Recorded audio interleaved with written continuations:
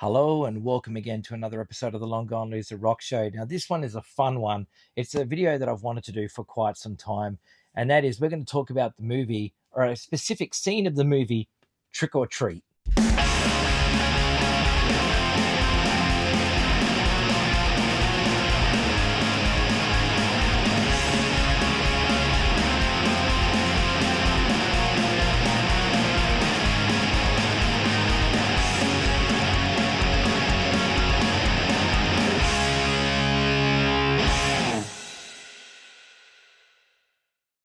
Okay, so for those who have never seen the movie Trick or Treat, here's a quick recap for you. It's a heavy metal film, a horror movie. Horror, I use the term loosely because there's not really much horror in it.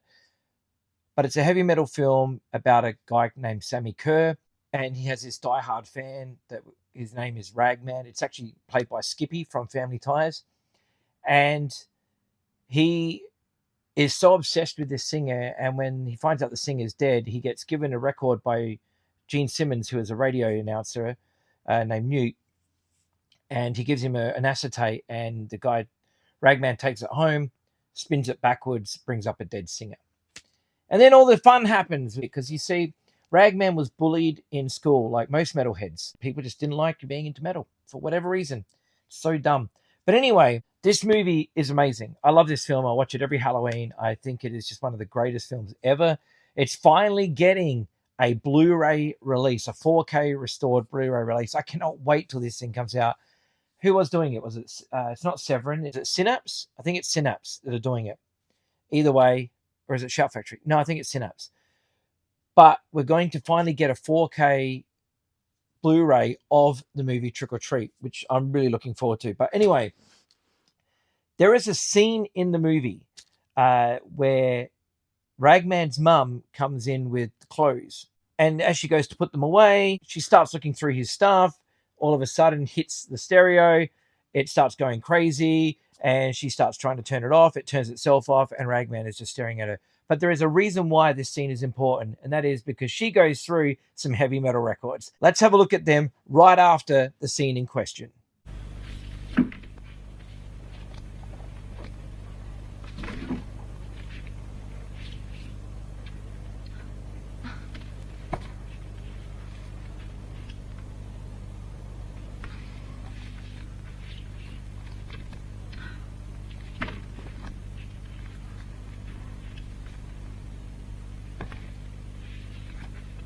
So the first record that you see is Impaler, Rise of the Mutants. Oh my God, Impaler, what a band. This is their first release, and this is just like metal punk. But it's definitely thrash metal and whatever. But yeah, it's just amazing. Look at this back cover, like seriously. Look at those band photos. So good. And look at this. Look at the tongue. But dude, Bill Lindsay's get up. Look at that.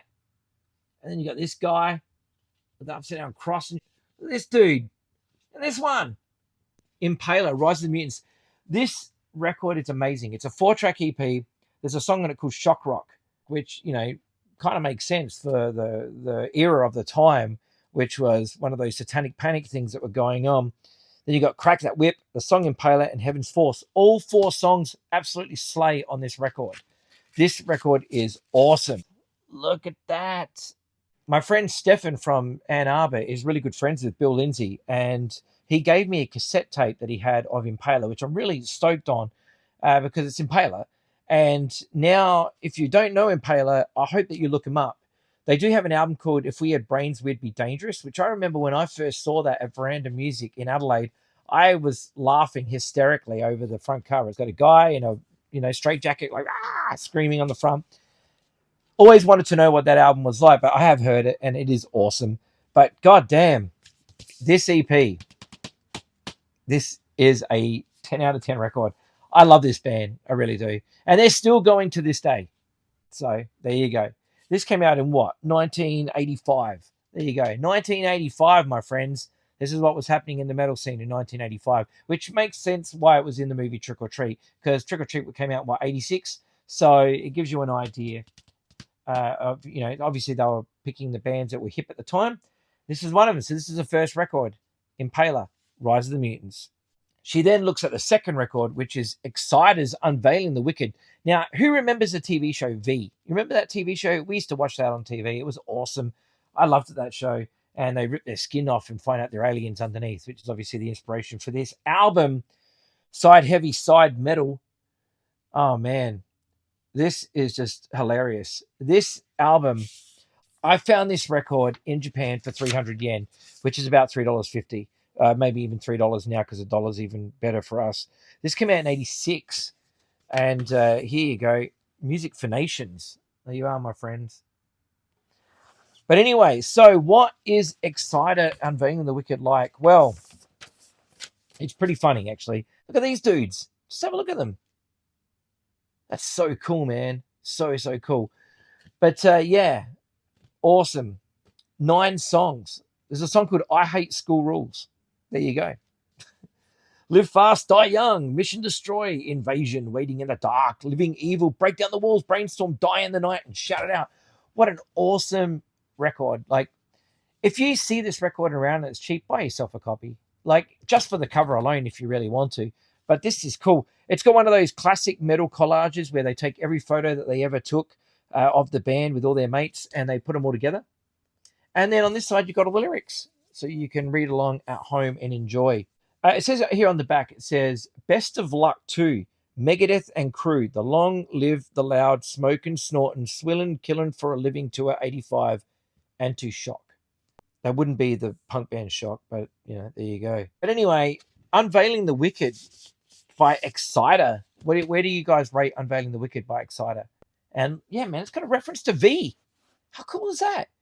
If you don't know V, look it up. It had Robert Englund, who was Freddy Krueger. He was in there. Oh, yeah, this is a time that I was in Japan and I saw a flyer for Exciter coming to Japan, but I didn't go to that gig because I wasn't there at the time. But I found it on the floor and I had to get it. Okay, the next album she flicks to is Megadeth's Killing Is My Business. Now, Megadeth need no introduction. Everybody knows who Megadeth are. This record especially, it's pretty cool. Like, I wouldn't say it's the greatest Megadeth record. Killing Is My Business. Business is good. But it does have Mechanics on here, which is the song that is also Four Horsemen by Metallica. Obviously, the lyrics are different. But yeah, it's killer. I love it. This is not my favorite Megadeth record by any means. So Far, So Good, So What is. But this album, you know, as their debut, it's pretty damn good. So yeah, I like the first 4 Megadeth albums a lot. Like, they're the ones that I always go to. And I did recently just see somebody was saying that this wasn't a very good record on Reels or whatever on Instagram. And I beg to differ. While I don't think it is the greatest Megadeth record by any means, it's still not bad. So, yeah, there you go. Killing Is My Business. Business is good. We don't need to spend a lot of time on this because everybody knows who Megadeth are. But there you go. Now, they're the 3 records that she picks up, but something doesn't match. You can see the back cover of a record on there with a skull and stuff on it. I don't know what record that is. And when she's flicking through the records, it doesn't match because, you know, she picks up that record and you see the back of it, but when you actually when she flicks through them, you don't see the actual front cover of the album. So I don't know what record cover that is. But you do see Possessed 7 Churches in the background. So that is cool too. This album rules. This is a great metal record. So if you don't know 7 Churches by Possessed, you need to do yourself a favor. Has Mr. Larry Lalonde, who went on to be in Corrupted Morals, who are a great band, really awesome band. And then he also went on to be in a famous band called Primus. But we remember him as being the guy with the smoke coming out of his guitar. Look at this awesome picture, man. Look at this. So good. I love this record, man. This is a really good record. Pentagram. What a song. That was the first song I ever heard of this. And immediately I was just like, yep, need that in my collection. But that brings me to the last record I want to talk about, which is actually the Trick or Treat soundtrack, which is performed by Fastway. This is a great record. A really, really solid record. And here's some photos from the movie, but none of these photos are from scenes, so they're obviously promo shots that were taken at the time. And yeah, very cool. So, you know, see, like I said, Gene Simmons, man. Gene Simmons in the movie. There's Skippy from Family Ties. Ozzy Osbourne's in it as a reverend trying to ban, like, bad lyrics or something. You got the guy here. This guy here actually directed the movie. And, yeah, that's pretty cool. But, yeah, very, very cool. This soundtrack rules, man. Like, there you are. CBS Records. Trick or Treat, great song. After Midnight, great song. Don't Stop the Fight, Stand Up, Tear Down the Walls. All of this is great stuff. Get Tough and Hold On to the Night. Those songs are actually in the movie. There are two more songs on here, Heft and If You Could See. Neither of those two songs are in the movie, but they are both by Fastway still, and they're both great songs. In fact, I saw Fastway at Loud Park in Japan once, and they actually did Heft, but I was driving Fast Eddie Clark into stitches laughing because between every song I kept yelling out song titles from this soundtrack, and he was laughing. He thought it was hilarious because he just looked at me, saw that I was the only person speaking English, probably yelling out something, and he just couldn't stop laughing. He was had the biggest smile on his face. And so, yeah, then they ended up playing Heft, which I'll take. That's cool. It's a good song, but I would love to have heard After Midnight or something. So, yeah, or Stand Up and Be Counted. That's a great song.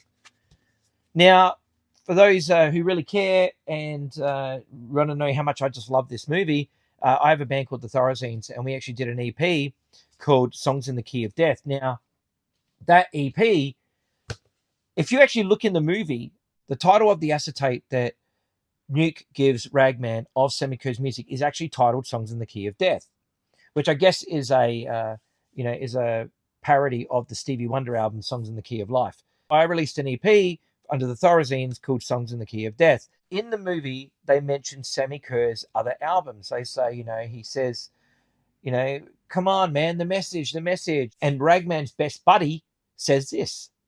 No, Roger, the message. Come on, man, what do you think?